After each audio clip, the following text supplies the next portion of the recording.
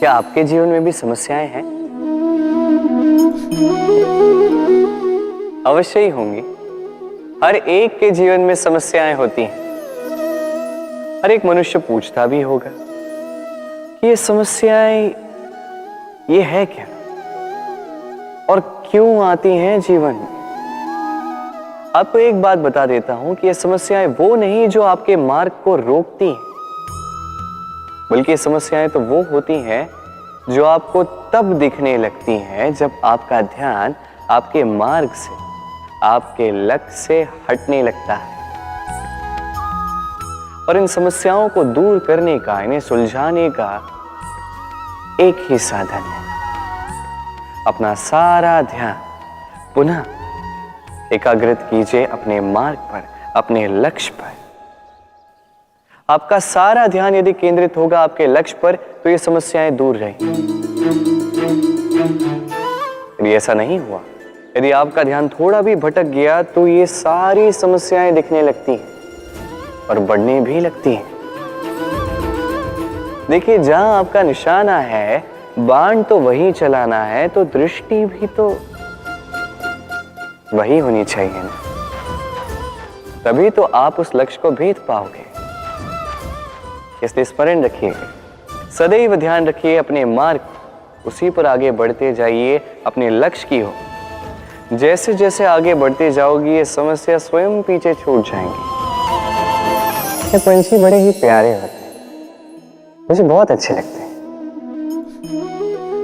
आपने कभी सुना होगा कुछ ऐसे भी पंछी होते हैं जिनके पास पंख तो होते हैं पर उड़ नहीं पाते। चाहते हैं कि आकाश की ऊंचाइयों में जाकर बादलों से बातें करें, कर नहीं पाते। अभी संसार में होती हैं पतंगे भी, इनमें ना जीव है, ना प्राण, ना ही पंख है, पर ये अंबर से बातें करती हैं, पवन के वेग के साथ खेलते हैं, मचलते हैं, इतलाते हैं। अंबर में जीवन के कुछ पल व्यतीत करते हैं। कारण क्या है? कारण है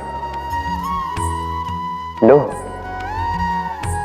ये डोर यदि उचित व्यक्ति के हाथों में हो तो एक कागज की बनी पतंग भी आसमान की ऊंचाइयों में तैर सकती है। अब ये डोर क्या है?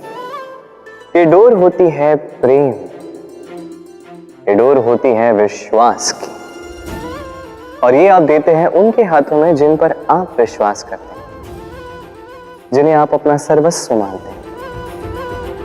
अब सोचिए, ये प्रेम और विश्वास की डोर यदि आपने उचित व्यक्ति के हाथों में दे दी तो आप कितनी ऊंची उड़ान उड़ सकते हैं,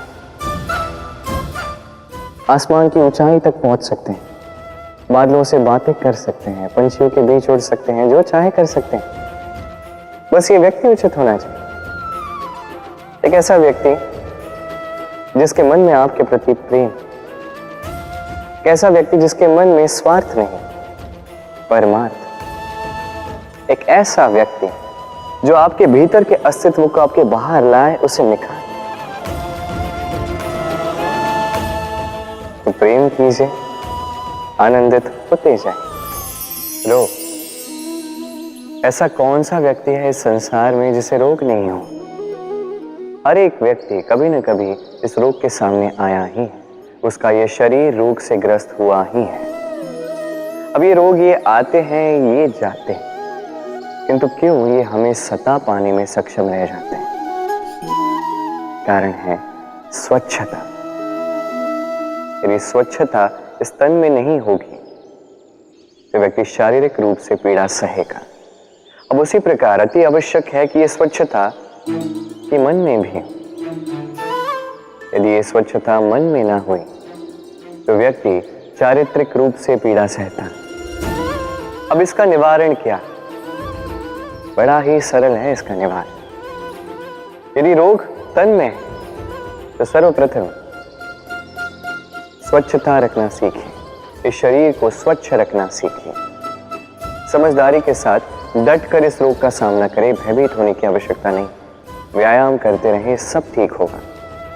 अब उसी प्रकार यदि ये रोग ये मन में हो तो क्या करें? सर्वप्रथम आधार पर ध्यान दें। आपका आधार है आपका आहार। जो आप खाओगे वही आप बनोगे। उसी प्रकार जो आप सोचते हो वही आप बनते हो। इसलिए इस सोच को सकारात्मक बनाएं, अपनी दृष्टिकोण को सकारात्मक बनाएं, सब कुछ ठीक होगा। आपके मेरे हर एक के भीतर एक राक्षस रहता है, उसका सामना करें, उसे परास्त करें। तो ये रोग चाहे तन का हो या मन का, यदि उचित समय पर इसे ना रोका गया तो अनुचित समय पर यह महामारी बन सकता है। इसलिए सावधान रहें, स्वस्थ रहें। भगवान और भूल दोनों एक ही अक्षर से आरंभ होते हैं, और तो और दोनों की राशि भी एक ही है। अब आप कहेंगे भगवान भूल, इसमें क्या समानता हो सकती? बहुत बड़ी समानता है। न केवल ये एक अक्षर से आरंभ होते हैं, बल्कि इनका विजय मंत्र भी एक ही है। भगवान को मानो, उन पर विश्वास करो, उन्हें स्वीकार करो। ये करोगे तो मन की दृष्टि से भगवान देखे जाते हैं और वो आपको संपन्न कर देते हैं। यही भूलों के साथ भी है। अपनी स्वयं की भूलों को मानो, स्वीकार करो, सब कुछ अपने आप ही स्पष्ट रूप से दिखने लगता है।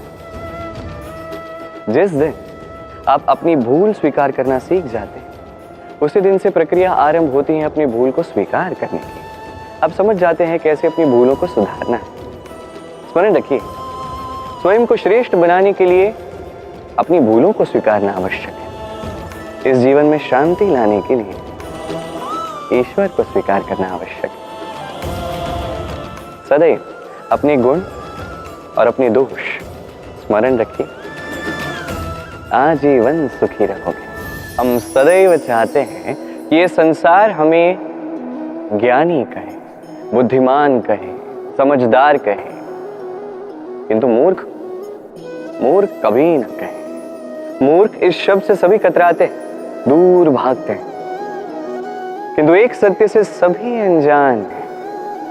मूर्ख बनना बुद्धिमान बनने की ओर पहला कदम होता है। आप बड़े से बड़े दिग्गज ज्ञानी के साथ बैठ जाइए, कितनी भी बातें कर लीजिए, कितना भी ज्ञान बांट लीजिए, अनुभव मूर्ख बनने के पश्चात ही प्राप्त होता है कि नहीं? मूर्ख बनने के पश्चात आपको यह समझ में आता है कि क्या नहीं करना चाहिए। ज्ञानी आपको यह बताते हैं कि क्या करना चाहिए, और इस संसार में क्या करना चाहिए इससे कहीं बड़ा ज्ञान होता है कि क्या नहीं करना चाहिए। इसलिए सदैव स्मरण रखिएगा, आपसे हुई कुछ भूलें आपको कोई मूर्ख बना जाता है, आपके साथ छल कपट करता है, तो कोई बात नहीं, ये अंत में आपको और बुद्धिमान ही बनाएगा। इस समय सकारात्मक रहिए, ये संसार आपको ज्ञान ही अवश्य कहेगा। राधे राधे।